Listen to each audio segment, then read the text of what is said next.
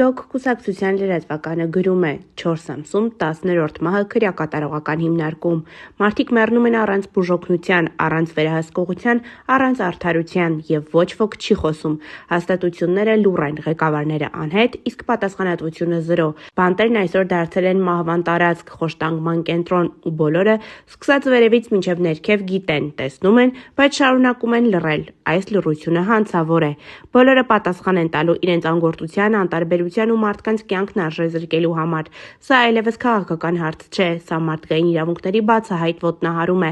Ուղերձ ԱՄՆ կառավարությանը։ Տեսեք ինչ է տեղի ունենում Հայաստանում։ Վերջին 4 ամիսների ընթացքում արդեն 10 մարդ է մահացել քրեակատարողական հիմնարկներում առանց անհրաժեշտ բուժօգնության։ Սահմանադրությունը խախտվում է, արժանապատվությունը ոտնահարվում։ Հայաստանի քրեակատարողական համակարգը դարձել է մարդու իրավունքների խախտման ամենամռայլ սիմվոլներից մեկը, իսկ պետությունը շարունակում է աչք փակել։ Սա այլևս չի կարելի անտեսել։